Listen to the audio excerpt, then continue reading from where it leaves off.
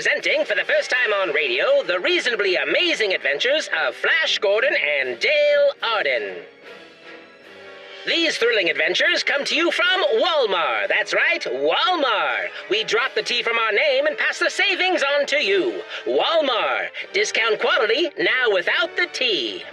And the Sunday Comic Weekly, the world's second greatest pictorial supplement of humor and adventure after the Magna Carta. The Comic Weekly, like the Magna Carta, is now printed in 32 tabloid-sized pages, each page in full 4 colors, and is distributed everywhere as part of the Hearst Sunday newspaper and Cock and Bustin' magazine.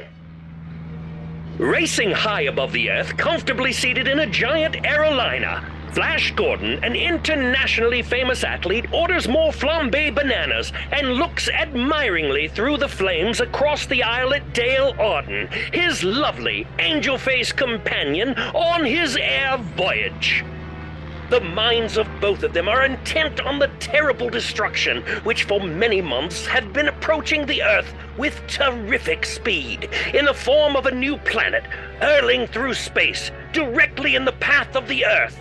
Suddenly, there's a violent jar. The plane lurches into a spinning nosedive. Flash Gordon's trained muscles carry him across the aisle to steal a napkin from the flight attendant. He then grabs the frightened Dale to gather her in his arms and then leap free of the falling plane. After pulling the ripcord of his parachute, the pair glides towards Earth. I wondered if I had a parachute. Before we jumped, Flash? No. Well, a little bit. Hey, don't be frightened, Dale. The plane has crashed. We're safe. Yes, thanks to you. Yeah, and that chute I wasn't too sure about. Hold fast, we're landing now. Careful, easy. Are you all right, Dale? Yes. What about all the other passengers? Good. Are you okay with me still being on top of you? Sure, certainly. Let's give this 5 more minutes. I mean, it was a big crash. We need to relax, process it. Absolutely. I mean, that was quite an event. Art's racing. You saved me. We floated down together. You didn't even have to pull that second lap parachute you got there. I don't have a second parachute, Dale. Oh, I thought that was a second undeployed parachute. Let's give this 10 more minutes then. Yes, I think so. Oh, Flash! I was thinking the same thing. No, look, Flash. There's a large steel door. It's opening. Why, that's the laboratory of the great scientist, Dr. Hans Zarkov. You know him? Of course I don't. I see, but then... Look at that sign, woman. This is the laboratory of the great scientist, Hans Zarkov. He seems to be watching us. Dang it! He's coming this way. No, not cool, man. Just not cool. So he's a complete pervert. And a C blocker. Well, wait, maybe he saw the crash and wants to help us. I'll call out to him. Define help us. He has a gun. I hope you'll pardon us for breaking in on you so unceremoniously, Doctor, but you see here we had to bail out of our doomed craft. Since then, she's been undulating on me here on the ground, as you do. I'm sure you understand. What about the other passengers? Good. I see you for what you are. Spies, come to steal my secrets, but I have the answer for that. Come with me. Put that gun away, Professor Zarkov. See? Spies! How else would you know my name? It says it right there on your coat. This is the lab coat of the great scientist, Dr. Hans Zarkov. The man is mad, Dale. We have to humor him. Okay, I guess I'll have to get off now. Let's do that later, Dale. He's really distracting me. All right, Professor. All right. Look, since we can't together, I guess we'll come with you. Too crude? Yes, and I understand it all too well. Get down this ladder, into this underground silo. Down! I tell you, down. All right. There now. We are in my rocket ship, and in 10 seconds we will be on our way to the new planet. We might all die. Die for science. Probably not. Could be from my driving. You never know. I just have a permit. You seem oddly happy, Doctor. Yes, I made a poop. I've been trying for days. Too crude? Yes. Oh, Flash, the Doctor is mad. This rocket ship is breaking away from the Earth with the speed of light, right into the path of the new planet. Hold tight, Dale. We'll escape somehow. To the new planet! The new planet! We three will save the Earth! Dr. Zarkov, there's still time to swing your rocket ship out of the path of the new planet. No! No! Zarkov, you are out of control. You've been terrorizing the entire planet with your crazy experiments and dangerous inventions. And don't even get me started on the time you tried to enslave an entire race of beings just because they were different from us. What? That hasn't happened yet. What will you gain for science if we're killed in the crash? You're like a mad scientist on steroids, and it's time for you to face the consequences of your actions. Stop helping, Dale. Zarkov, turn this ship around. They haven't taught us that. I don't know if I can do that, Flash. I feel like such a failure. Like I don't even deserve a ship. That's just your guilt talking, Zarkov. You can't change the past, but you can make a difference in the future. All you have to do is take the first step and admit that you have a problem. We're here to help you, but you have to be willing to accept it. I know who you are, Flash Gordon. The world's greatest athlete, but your trained strength will not save you. Only my mind. The mind of Zarkov, the scientist, can save you. Can save any human soul upon the earth. Here, look at these x-rays of my cranium. Look, Dale. It says this is the brain of the great scientist, Dr. Hans Zarkov.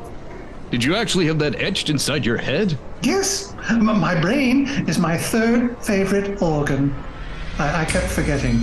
The turbo drive, Flash. He's reaching for the control. Stand aside, Dr. Zarkov. You're not making a lick of sense. You feel it? The gravitational pull of the new planet. We crash in 5 seconds. Or not. You never know. The rocket ship hits the planet. Dr. Zarkov and Dale are thrown from the rocket ship unconscious. Flash is thrown clear of the wreckage and lands on his feet uninjured. He rushes to the side of the unconscious girl, picks her up, and starts to carry her toward the distant towers of a city on this weird new planet. Suddenly, strange soldiers armed with ray guns appear and, capturing Dale and Flash, force them to come with them to the throne room of Ming the Merciless, Emperor of Mongo and Supreme Ruler of the Universe.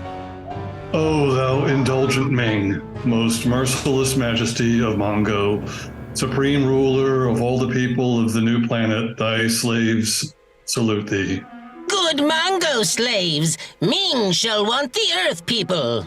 Thy slaves obey, O Ming, who mercilessly speaks in the third person. Bring him. Get your hands off me. I'm no slave. I'll meet your emperor as a free man and an equal. So, Earthman, you are a free man and my equal. Throw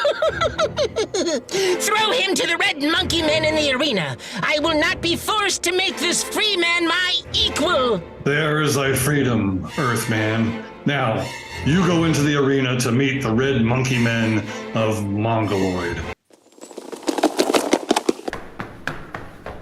It's Mongo. Mongo? That says Mongo? I can't read your writing. It's typed. Okay. Not Mongoloid. At least in the classic sense, no. No! No what? No, don't throw Flash in with the red monkey men. Okay, I won't. Hey! I lied! I didn't know where you were pointing. Flash, I see you've met my little friends. Little friends? These things are huge. Well, technically big boned. We aren't huge as such. Well, relative to him, we do seem a bit large. My preferred term is ample.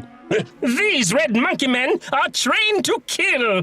Not trained per se. We dabble. It's more of a hobby, really. Don't worry, dear. Where's Ming? Oh, Emperor Ming! I will show you that I, a free man from Earth, are more than a match for your brainless red monkey men. Flash reaches the bottom step leading to the arena. He leaps and swings at the nearest red monkey man. Then, grasping the fallen man-beast under his armpit, Flash whirls him around in a flail, knocking the others in all directions. Emperor Ming, fearing that his monkey men will all be killed and won't be available to pick up his extensive dry cleaning, commands his soldiers to destroy Flash with their ray guns. In the midst of the confusion, Princess Aura, the beautiful, red-haired young daughter of Emperor Ming, calls to Flash. Quick, brave Earthmen, this way, here to my balcony. You do realize I'm trying to kill him now, daughter, right? Right? I'm right here. Teenagers. Flash leaps to the royal balcony and joins the gorgeously jeweled princess, who commands the slaves to keep back, while she takes Flash through the secret door and into the passage leading to a private elevator. The two get in, and Aura closes the door and presses the switch. Who are you, beautiful maiden? I am the Princess Aura, only daughter of Ming the Merciless. Princess, I owe you my life. You are brave and handsome, strong and musky, with notes of chestnut and lilac. You must not end so young. I have never seen anyone like you, Earthman. Where I come from, Princess, there are many men stronger and better looking. I know. I experimented in college. But tell me, Princess, where are you taking me? I am taking you to the private landing zone of my own rocket car. There you will be safe. We have arrived, Earthman. Well, that was conveniently quick. You would think someone named Flash would appreciate that. We are a high-tech world. Now, get in this rocket car. No one can harm you here. But Princess, I don't... Hurry, hurry! But Princess Aura, you sent the rocket car away without me. I'll get it back. Damn it. I'm hitting the button. Some high-tech world you have here. I heard that. How am I to rescue the Earth girl, Dale Arden? That is why you are in my private rocket car, Earthman. There it goes. Oh, this is driving me insane. You will be in my private rocket car soon. Oh my God! Why won't this work?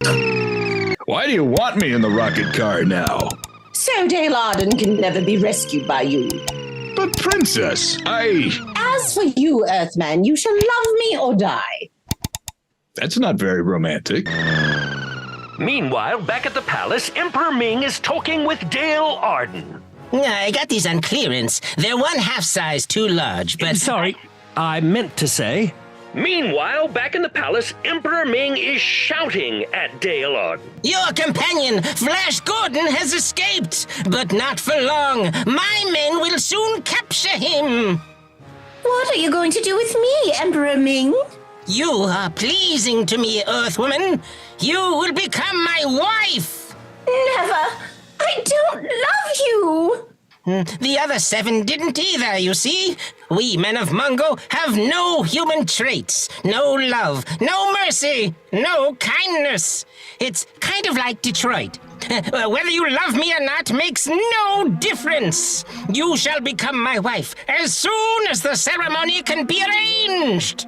Your Majesty, look into the spacograph. Our city is being bombarded by the space gyros of the Lion Men. The Lion Men order the entire space fleet to attack! But they are having lunch? What? In the terrific battle which takes place between Emperor Ming's space fleet and the gyros of the Lion Men, I wish you could see it, with the attacking gyros being driven off. The light show alone is fabulous. The rocket ship in which Flash Gordon had been held captive is destroyed, and Flash is thrown to the ground unconscious. Sometime later... Hello? Hello? Sometime even later... Hello? Later that night...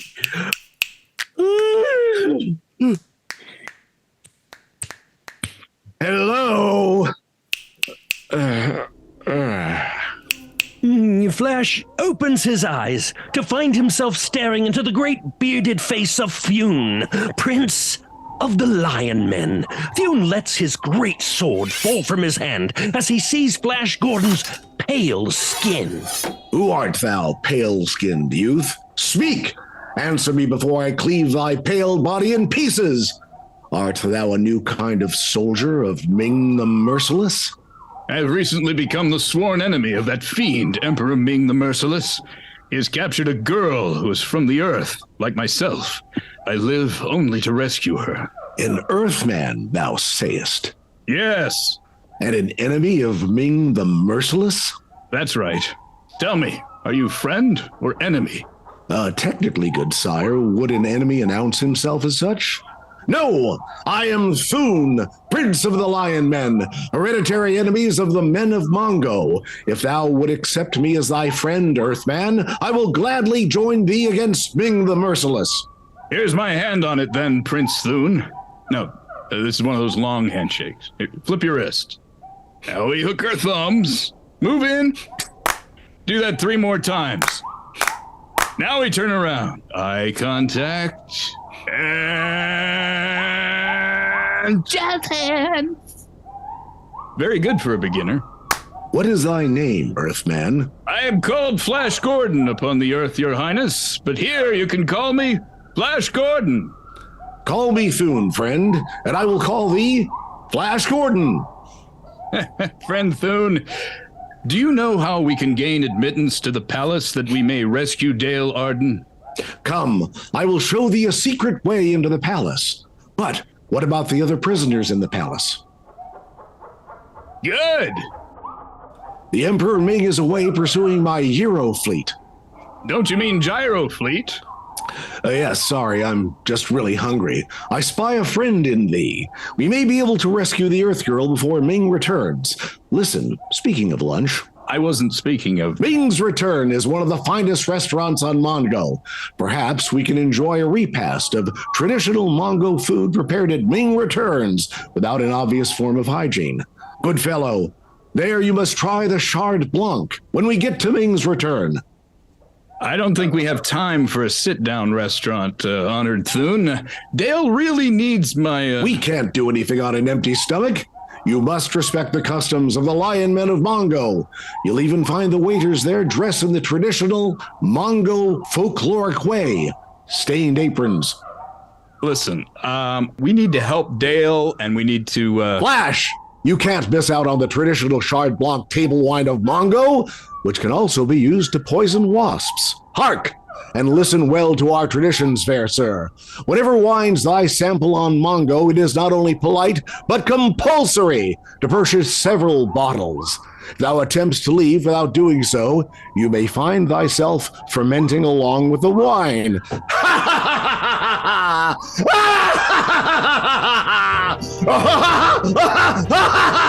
That's how Chard Blanc is made.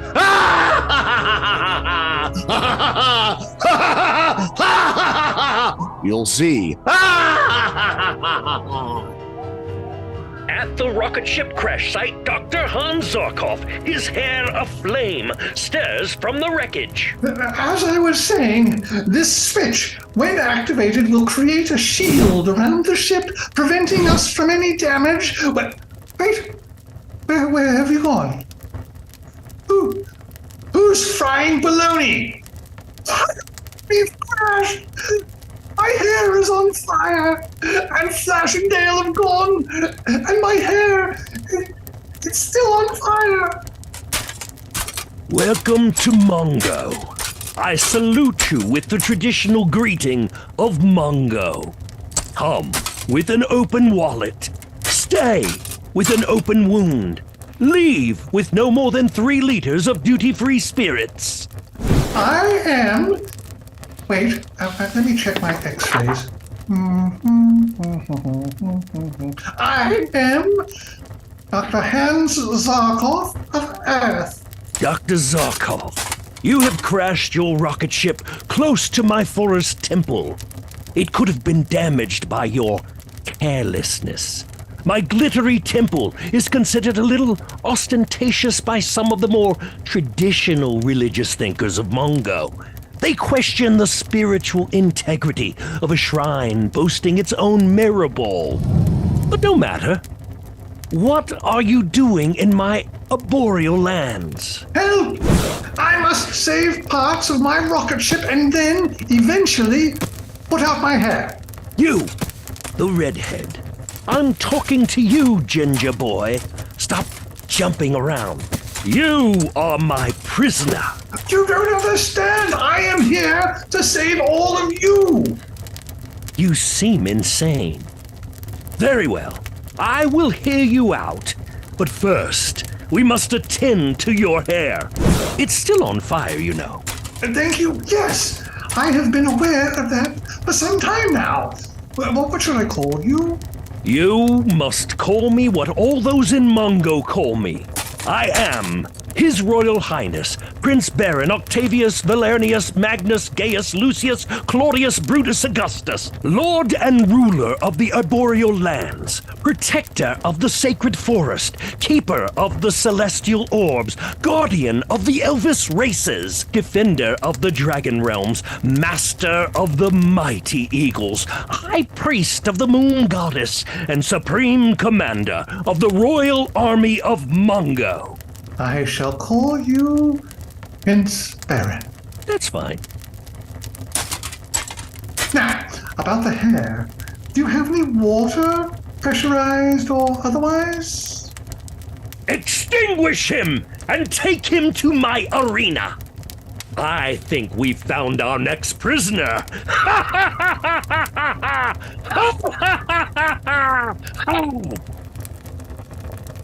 There's no one else with you. And? Flash Gordon and his powerful newfound friend Prince Thune go first to the space gyro, and there Thune gazes intently into the thought projector, in which he not only sees Dale Arden captive, but they also have revealed to him a secret way leading into the throne room of the palace. Flash pushes Thune aside. Let me look through this thought projector. Flash? Yes? Was that you in college? Yes. His name was Gary. The secret passage is known as the Tunnel of Terror because of the deadly beast which lie within its gloomy walls. It's closed for cleaning on Thursdays, but without a calendar handy, Prince Thune and Flash were forced to take their chances. It was apparently a Wednesday. Fighting each step of the way, Flash and his new friend, Prince Thune, finally find themselves within the palace. A door with great steel bolts stands before them. Quick, Thune! This door must lead directly to the center of the palace. Oh, my. Wow! Feel that in my teeth. Hold on. That should be better. Give that a try. Oh, we can do better than that. Give me a second. There. Give it a go.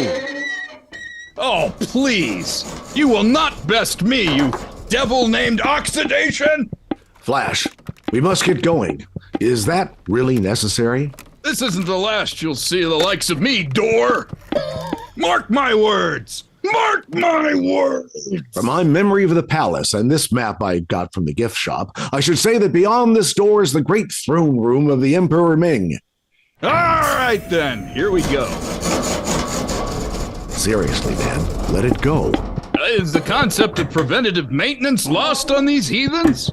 Ah, there. You're right, Thune. This is the throne room. Yes, this great statue before us is the god of death, which stands at the top of the altar steps, directly behind the throne of the emperor. The god of death? That's pretty dramatic. I mean, does he have a name? Brad! Brad? Yes, Brad. Really? Brad! Brad, the god of death. Listen, Thune, what's that? By the great god Paul. It is a royal wedding procession. Ming the Merciless is taking another bride. Paul! Long live Ming the Merciless. Long live Ming the Merciless. There is a shocking lack of creativity in the naming of deities around here. Look, he's coming up the altar steps, Thune. I'm gonna look around the idol. To look around the idol means death. Not just any type of death. Brad death. One of the worst. Thou must not. Come back! Come back, Flash! Thune, save yourself! I'm going to rescue my Earth friend Dale Arden. She's being forced into a marriage with Ming the Merciless. Prince Thune of the Lion Men does not save himself at the expense of his friends. If thou must die, I will die by my own hand. Stop it! Put that sword away! Brad, damn it. Dale! This way, Dale! We are in luck. According to this schedule, Brad is cleaned on Wednesdays. After them! This way, Dale! Down this passage, Earthling, and as fast as thou canst run. Quick, you! They're swarming after us down this tunnel. Quick! Help me close this massive iron door. See? The oil just needed a few minutes to soak in. We meet again, door, and I had bested thee. With a grinding crash, the giant iron door closes on the onrushing soldiers of Ming the Merciless, killing those in front and making indignant the whole company behind him. Flash Gordon and Prince Thune, with Dale between them, dash into the secret passage beneath the idol. The way becomes steeper. They slip and fall down, 100 feet or more into a whirling underground river of Mongo sewage. They're swept along down a raging current and over a falls into a lake. With the powerful strokes of a champion swimmer, Flash sets out for the shore, towing Dale by the hair. Ow! Why the hair, Flash? I swear next time I'll just yell, "Hey, Flash, I'm already in pain. Mind giving my locks a good tug while you go play hairstylist in the water?" They reach the shore, and as Flash reaches down to drag a balding Dale to safety, she disappears beneath the calm surface of the lake, clutched in two powerful, green, scaly arms. With no thought of his own safety, Flash Gordon dives to Dale's rescue and is captured by the laxative-addicted Sharkmen. Princess Aura appears riding the Adderall Troutmen and rescues Flash, and not Dale. Annoyed, Flash tries to free Dale again, but Thune's father, searching for Thune, captures Princess Aura and Flash. Aura, refusing to be captive, throws herself off a nearby cliff. And Flash finds an adventure stranger than any which has gone before. Follow the reasonably amazing adventures of Flash Gordon and Dale Arden each Sunday in your Her Sunday newspaper. You will find them graphically portrayed in full-color pictures in the Comic Weekly. Only in the Comic Weekly can you follow the escapades of the Katzenjammer Kids, those perennial rascals, or thrill to the adventures of King of the Royal Mounted. Only in the Comic Weekly can you enjoy the good, clean fun of Bringing Up Father and his social climbing wife Jugs, and Tilly the Toilet Slave, Wacky Aracky, the Little Kingpin, along with your old friend Skippy the Parolee and all his little pals. They are all waiting for you in the Comic Weekly, along with Ace Drummond, Demon Aviator, Johnny Goes Round the World in Sweden, and many, many others. Be sure you get this big 32-page all-color Comic Weekly supplement with your copy of the next Sunday Hearst newspapers. And don't fail to listen again next week to the continuation of the reasonably amazing interplanetary adventures of Flash Gordon and Dale Arden.